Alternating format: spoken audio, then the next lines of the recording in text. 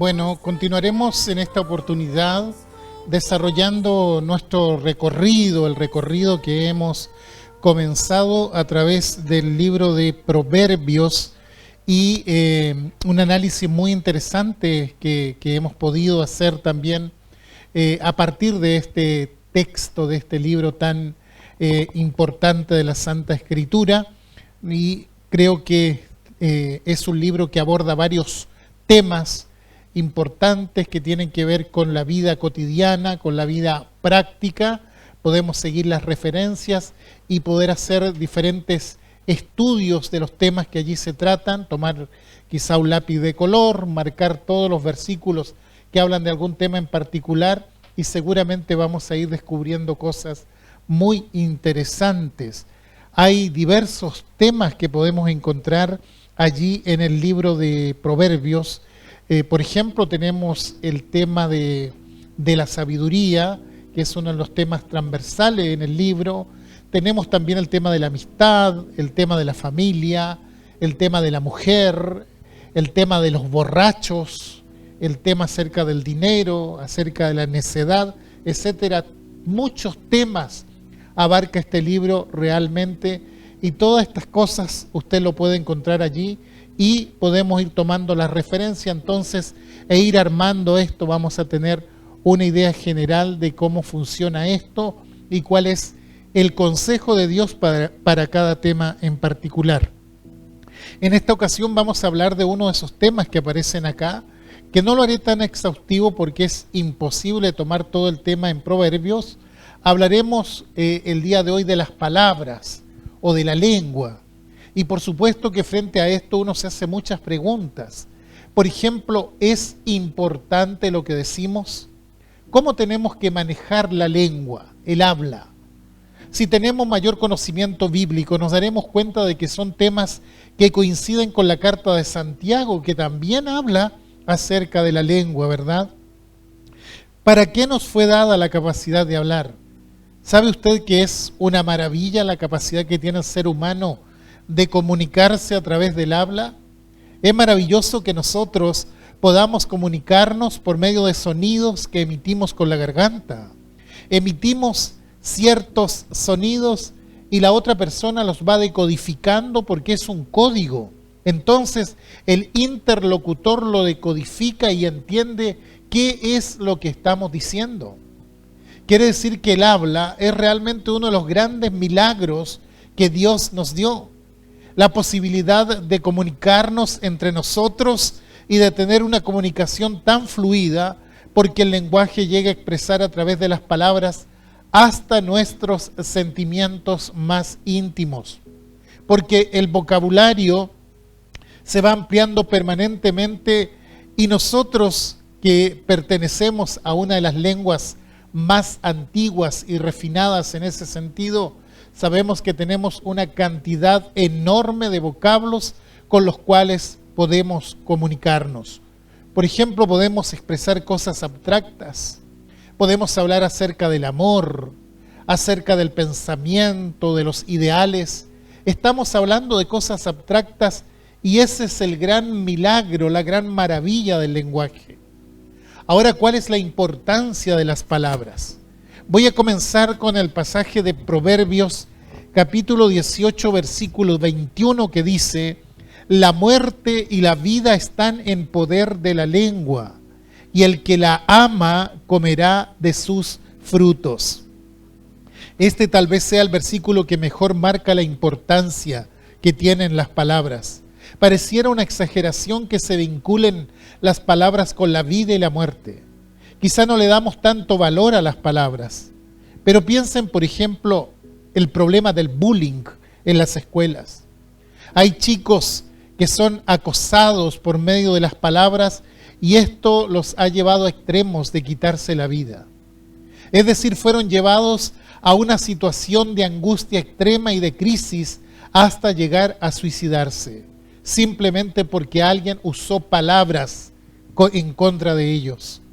Esto quiere decir que con las palabras se puede llegar a tal punto de quitarle a una persona las ganas y la fuerza para vivir, al punto de quitarse la vida. Por desgracia hay casos donde aparece la palabra instigando y alentando ciertos odios capaces de desatar una tragedia. Quiere decir entonces que la palabra tiene poder, tiene un poder destructivo, tiene el poder de comprometerse con la muerte y por supuesto que también tiene el poder de comprometerse con la vida. Sí, porque piensen en Pablo, por ejemplo, San Pablo, preso en la cárcel de Filipos y repentinamente hay un terremoto. Se abren las puertas de la cárcel y el carcelero, pensando que los presos escaparán, decide quitarse la vida. Pero Pablo le dice: no te hagas ningún mal, todos estamos aquí. Y esas palabras suspenden el acto suicida de ese hombre. Quiere decir que las palabras tienen un valor tremendo porque pueden enfermar, pueden lastimar, pero también pueden curar y subir el ánimo de una persona. Pueden matar y pueden dar vida. Proverbios 12:8 dice: hay hombres cuyas palabras son como golpes de espada, mas la lengua de los sabios es medicina. Hay palabras que son como golpes de espada. ¿Para qué se usa una espada? Claramente para matar. La espada es un arma ofensiva, pero la lengua de los sabios, dice, es medicina. O sea, sirve para curar heridas. Proverbio habla siempre de la lengua en los dos aspectos, en el negativo y en el positivo. Ahora, lamentablemente, el que más se destaca es el negativo, porque para saber cómo manejar correctamente la herramienta de la palabra hay que ser sabios, y sabios no hay muchos. Por otro lado, hay que saber diferenciar cuáles son las cosas negativas y cuáles las positivas. Para ver el uso negativo o malicioso de la lengua, quisiera llevarles al pasaje de Proverbios que está allí en el capítulo 6, versos 16 hasta el verso 19. Mire lo que dice: 6 cosas aborrece Jehová, y aún 7 abomina su alma: los ojos altivos, la lengua mentirosa, las manos derramadoras de sangre inocente, el corazón que maquina pensamientos inicuos, los pies presurosos para correr al mal, el testigo falso que habla mentiras y el que siembra discordia entre hermanos.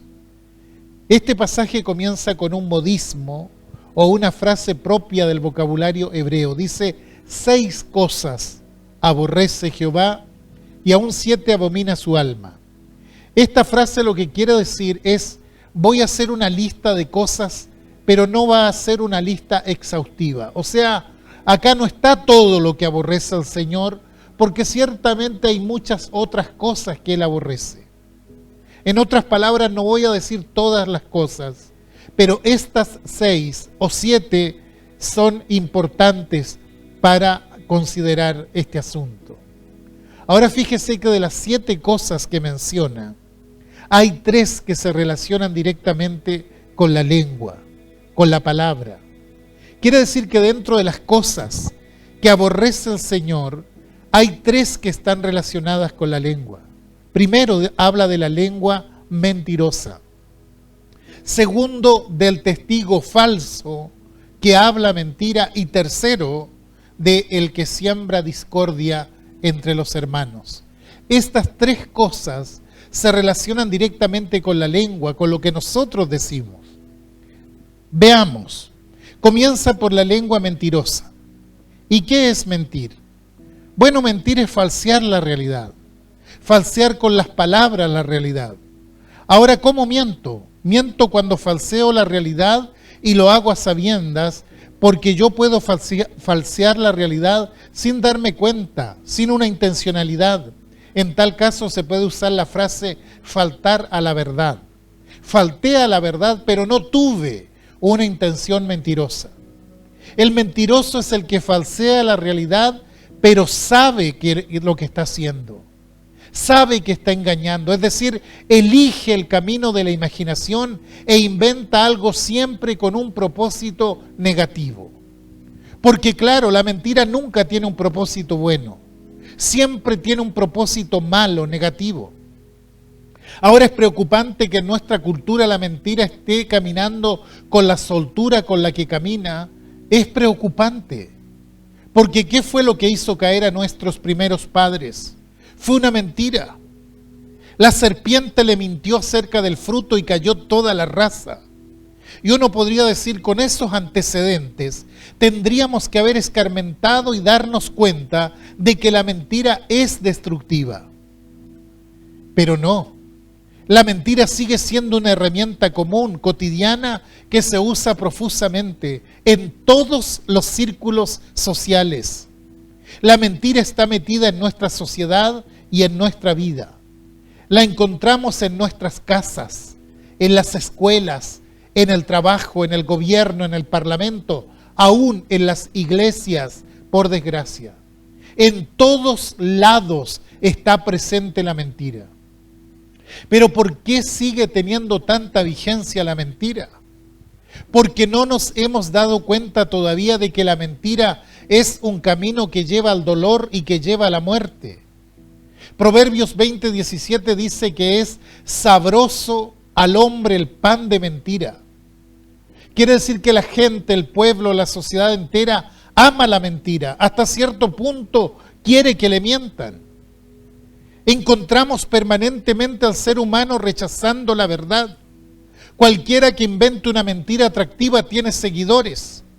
Por ejemplo, inventemos una doctrina, inventemos una fe que diga, si usted cree tendrá mucho dinero.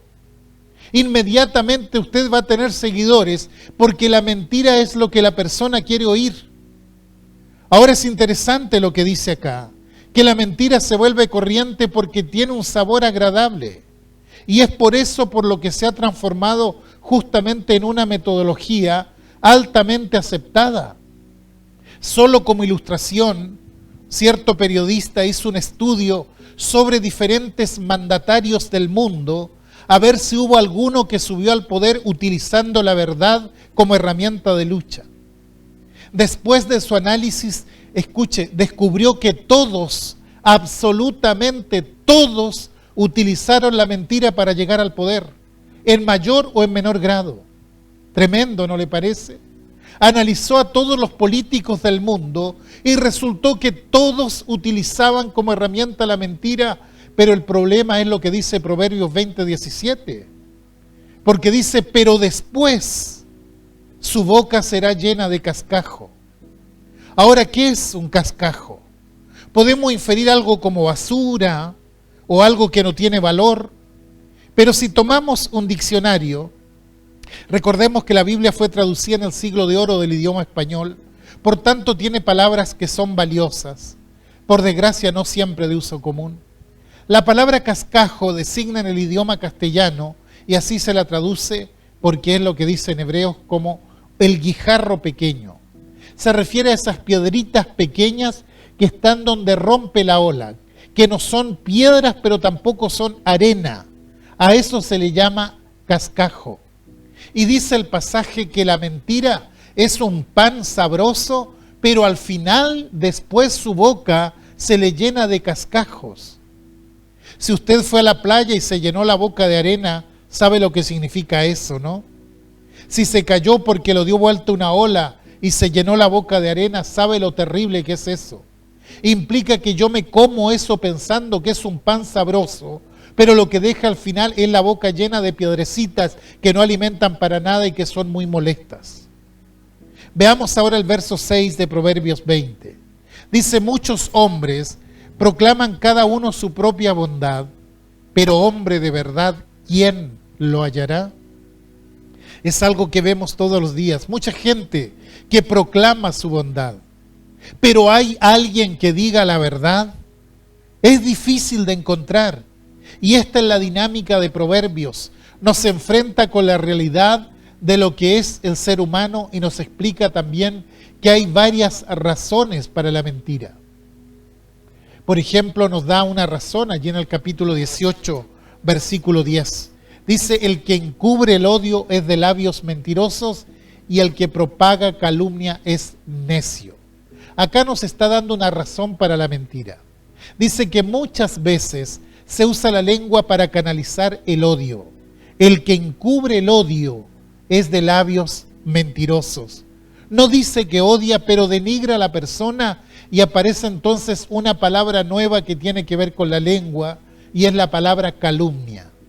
Dice, y el que propaga calumnias es necio. ¿Qué es la calumnia?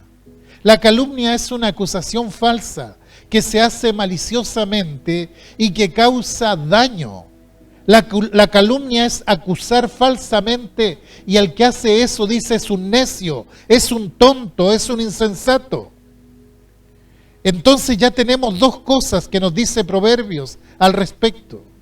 En primer lugar nos dice uno de los motivos de la mentira, y en segundo lugar nos da a conocer una de las variantes de la mentira. La mentira tiene muchas variantes. Tiene la variante de la calumnia, como ya decíamos, pero también tiene la variante de la lisonja. La calumnia busca el descrédito de la otra persona, mientras que la lisonja pretende que yo me acomode o quede bien con la otra persona. Como cuando alguien le dice al otro, mira, no he conocido a una persona tan buena como usted.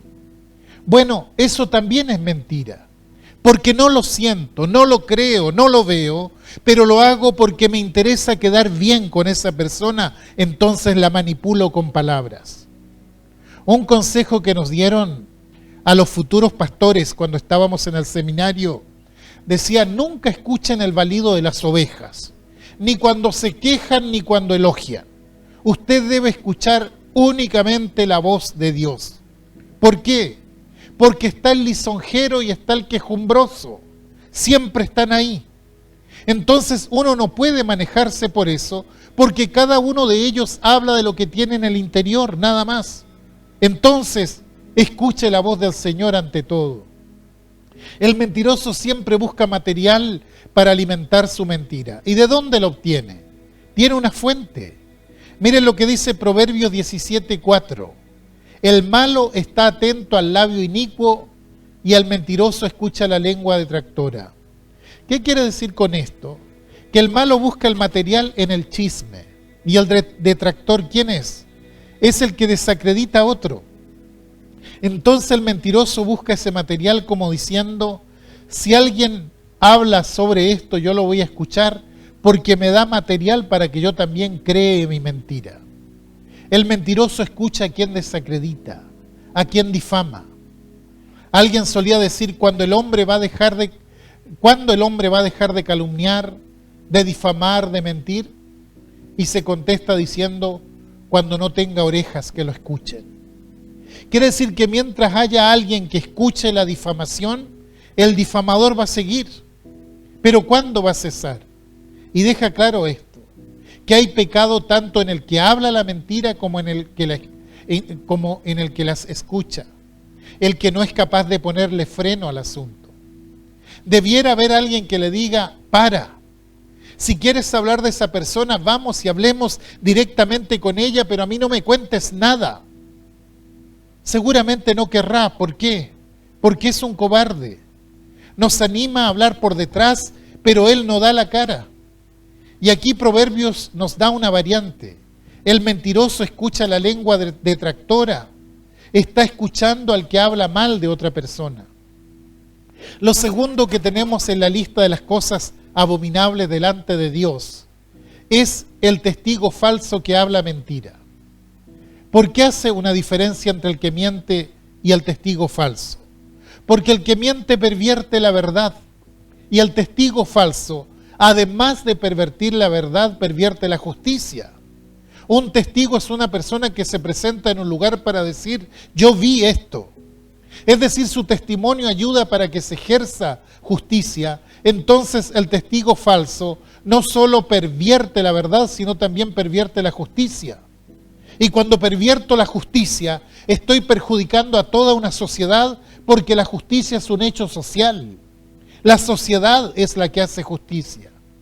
Entonces, cuando alguien pervierte la justicia, no perjudica solo a la persona contra quien levantó el falso testimonio. Se perjudica a sí mismo porque pertenece a la sociedad y un día le puede tocar a él.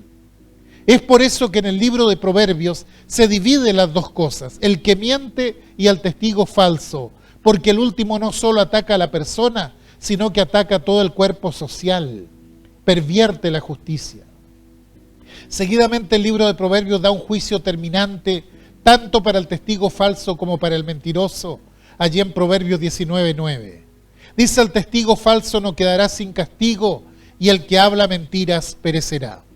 Quiere decir que las dos primeras cosas que encontramos entre las cosas que Dios aborrece, el mentiroso y el testigo falso, aunque se les separa, aquí se les junta para decir que tanto el uno como el otro, el testigo falso como el que habla mentira, van a recibir la condenación de Dios. ¿Qué indica esto? Que el asunto de la verdad y de la mentira no es un asunto secundario, es un asunto fundamental. Nosotros a veces no le damos valor a las palabras, al hecho de la mentira, pero si ustedes leen cuando se establece la ley, encontramos que la mentira está al mismo nivel del homicidio y de la brujería. Quiere decir que el asunto de usar la lengua mal, para Dios es equivalente a un homicidio. ¿Por qué? Porque no concretó el matar a la otra persona y no lo va a concretar porque no tiene el valor y tiene miedo a la justicia, pero con su lengua la está matando. Ahora, ¿qué tiene que hacer el cristiano frente a esto? Vamos a Proverbios 3:3. Dice: nunca se aparten de ti la misericordia y la verdad. Átalas a tu cuello y escríbelas en la tabla de tu corazón. Cuando una persona tiene algo colgado al cuello, lo usa con la intención de mostrarlo, que los demás lo vean. Una cosa atada al cuello se ve desde afuera, pero dice también: escríbelas en la tabla de tu corazón, es decir, en la parte interior. Entonces la verdad tiene que estar dentro, en el corazón de la persona, pero también debe estar a la vista, en las dos partes. Y por último, lo que tenemos en esta lista de las cosas que abomina Jehová es al que siembra discordia entre hermanos. ¿Cómo se siembra discordia? Hablando, interfiriendo en la vida del otro con un propósito destructivo.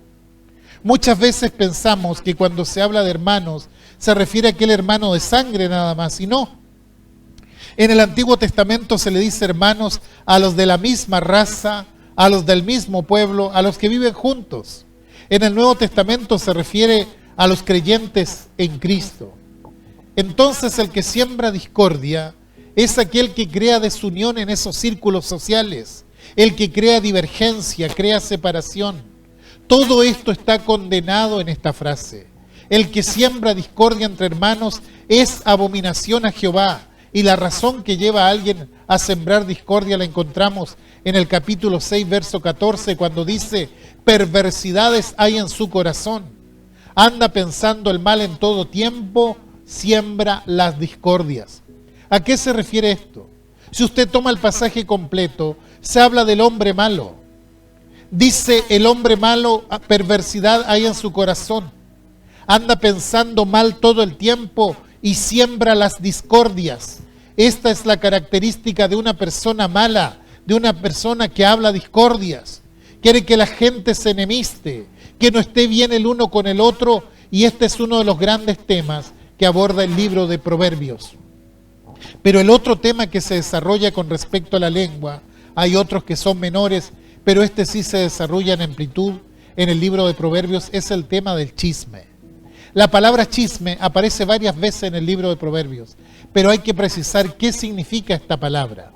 En la Biblia se traduce la misma palabra como murmuración, llevar cuentos con el propósito de difamar. Según el diccionario, chisme es una noticia verdadera o falsa con el propósito de indisponer a una persona con otra. Bueno, alguien se justificará diciendo: pero es verdad lo que yo dije. Sí, pero puesto que su motivación era dañar, entonces se transforma en un chisme. En el fondo lo que pretende el chismoso es la indisposición. Es decir, yo digo esto para que indisponga a la otra persona. No me interesa si es verdad o si es mentira, pero sí me interesa esto otro. Entonces ya tenemos un chisme andando. Luego tenemos la palabra murmurar. Murmurar es conversar en perjuicio de un ausente, censurando sus acciones. Es decir, si yo hablo mal de otra persona que no está presente, eso es murmuración. Y la tercera es difamación. Difamar es desacreditar a alguien, ya sea con palabras o por escrito, publicando algo contra su opinión o su fama. Si la persona tiene una buena opinión, el difamador se encargará de destruirla. Entonces, cada vez que nos encontramos con la palabra chisme, estamos hablando de tres cosas: chisme, murmuración y difamación, de acuerdo con las definiciones originales de las palabras. Qué lamentable que en nuestra cultura el chisme sea considerado un pecado menor. Pero cuando nosotros tenemos una definición mental de pecado que no corresponde con la definición bíblica, lo que tenemos es una mentalidad pecaminosa. Para muchos los grandes pecados son el homicidio, el adulterio, el robo, la brujería. Pero el chisme y la murmuración son secundarios. Cuidado con esto. Si nos fijamos en la ley antigua, el homicidio se pone al lado del chisme y al lado de la falta de equidad. Nosotros como ciudadanos solemos quejarnos cuando un juez falla con falta de equidad, pero no nos quejamos cuando alguien chismea. Cuidado, la ley de Dios condena a ambos de la misma manera. El chisme no es algo menor o secundario, está entre los grandes pecados que se mencionan en la Biblia. Por ejemplo, cuando se habla del hombre sin Dios en la carta a los Romanos, del hombre que no quiere tener en cuenta a Dios, dice que una de las características que tiene es que es murmurador. El murmurar es una característica de alguien que está lejos de Dios. Por eso es lamentable que tantas veces se tome esto como una cosa secundaria, como si no tuviera valor, y sin embargo es una de las cosas que más influencia en la vida espiritual de los cristianos el día de hoy. ¿Qué dice Proverbios respecto a esto? Respecto al hombre perverso. Dice que el hombre perverso levanta contiendas, que aparece a los mejores amigos, o que aparta, a los mejores amigos. Es decir, el chismoso puede producir divisiones entre dos personas que son amigos simplemente llevando y trayendo cuentos. Hay amistades que se han roto porque apareció un chismoso en medio y llegó el momento en que lesionó esa amistad. En general, el chismoso tiene eso de entremeterse entre dos personas que se llevan bien, divide las relaciones y puede llegar a fisurar una amistad que es profunda y por supuesto que genera contiendas, discordias. Proverbios 26:20 dice: sin leña se apaga el fuego y donde no hay chismoso cesa la contienda. Seguramente usted ha escuchado esa frase que dice echarle leña al fuego. Bueno, esa frase la sacaron de la Biblia. El chismoso es el que enciende el fuego para crear contienda. Quiere decir que no es una persona confiable, y veremos dos versículos que son muy ilustrativos al respecto. Proverbios 11:13: el que anda en chismes descubre el secreto, mas el de espíritu fiel lo guarda todo. Y Proverbios 20:19 dice: el que anda en chismes descubre el secreto, no te entremetas pues con el suelto de lengua. Está diciendo que el chismoso desconoce la discreción. La discreción es una virtud en la Biblia. La persona tiene confianza cuando sabe que la persona a la que le va a hablar es discreta. Entonces puede confiarle sus problemas. La discreción es una virtud cristiana que cada uno debe profundizarla. Saber ser discreto en las cosas que uno recibe. Entonces, si viene una persona y me cuenta un problema, no tengo que comentarlo con otros. Nosotros los pastores estamos enseñados y tenemos que enseñar a nuestras familias que ninguno de los problemas que se plantea en la oficina pastoral sale de ahí. Ni la esposa debe saberlo. Nos ha pasado que alguien de la iglesia le dice a mi esposa: hermana Mirna, usted sabe lo que me está pasando. Y ella dice: no, yo no lo sé. Entonces la persona replica: pero ¿cómo? ¿Su esposo no le dijo? Y ella responde: no, mi esposo no me dice nada, es una norma. Si él recibe gente en la oficina, no debo preguntar qué fue lo que le dijeron. Bueno, hay ocasiones en que uno cuenta, especialmente cuando se trata de buenas noticias. Pastor, tenemos una noticia y queremos que usted sea el primero en saberlo. Vamos a ser padres. Bueno, es una noticia donde dicen, usted es el primero en saber. Es una noticia para compartir, evidentemente. Pero hay cosas que no. Hay cosas que son privadas.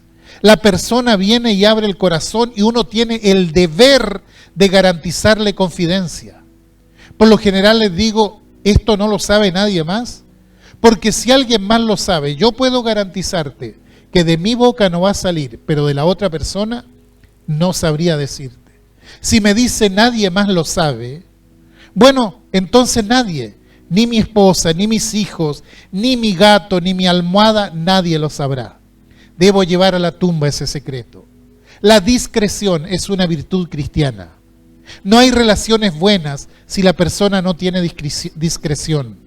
Esa frase final que dice, no te entremetas porque es un suelto de lengua, hay una versión que traduce, no te juntes con la gente que habla de más.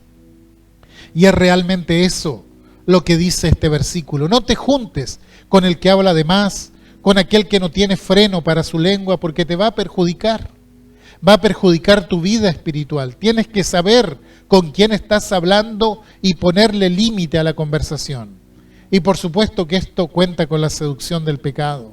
Dice Proverbios 18, 7 y 8, la boca del necio es quebrantamiento para sí, y sus labios son lazos para su alma. Las palabras del chismoso son como bocados suaves y penetran hasta las entrañas. Quiere decir que el chismoso presenta un manjar codiciable, pero es un lazo para el alma. Es veneno que llega hasta lo profundo, porque fíjese que dice, la boca del necio es quebrantamiento para sí. Es decir, que el primero que se perjudica es el mismo. ¿Por qué? Porque cuando uno ve que alguien no tiene discreción, que es chismoso, lo primero que hace es bajarle la cortina, a menos que esté uno tan enfermo espiritualmente como él, y entonces le preste oído. Entonces su propio chisme es quebranto para él. Y sus labios son lazos para su alma. Es decir, cae en su propia trampa. Es un lazo para su alma, porque el veneno le llega hasta lo más profundo. Es un prisionero del pecado. Luego dice, las palabras del chismoso son como bocados suaves, algo deleitoso, pero penetra hasta las entrañas. Quizá por delante se presenta como una buena persona, pero por detrás traiciona. Es justamente la persona que destruye la vida de relación, que destruye la hermandad, que destruye la armonía y que se termina destruyendo a sí mismo. Proverbios 20, 19 dice, no te entremetas con el suelto de lengua. Sabio consejo. Si una persona es suelta de lengua, entonces yo no tengo nada que ver con ella, porque me va a dañar, me va a meter en problemas, porque simplemente no tiene continencia verbal y la incontinencia verbal es altamente peligrosa. Bueno, Proverbios tiene mucho más que decir sobre la lengua, pero ya debemos ir cerrando este tema. Ya hablamos de la mentira, del falso testimonio, del chisme, de las murmuraciones, quizás no mucho de las lisonjas y de las calumnias, pero creo que lo dicho hasta aquí ya es suficiente para entender la importancia de los dichos, de las palabras. Daré término con un proverbio que es fundamental para la vida. El 13:3 dice, el que guarda su boca guarda su alma, mas el que mucho abre sus labios tendrá calamidad. En otras palabras, si pongo freno a la boca, pongo protección a mi alma, pero el que mucho abre su boca tendrá calamidad. Esta es una sentencia de Dios. Por lo tanto, creo que es un llamado a que no tomemos las palabras livianamente, sino que realmente usemos la boca y las palabras con sabiduría, con prudencia. Y no creamos que hay ciertos pecados que son menos graves que otros. Todos son pecados graves. Y lamentablemente, este pecado de la lengua es un pecado muy común. Todo esto que habla Proverbios acerca de la lengua son pecados graves y tienen que ser tomados con la gravedad que tienen. Por eso, guarda tu boca, porque el que guarda su boca en definitiva está guardando su alma.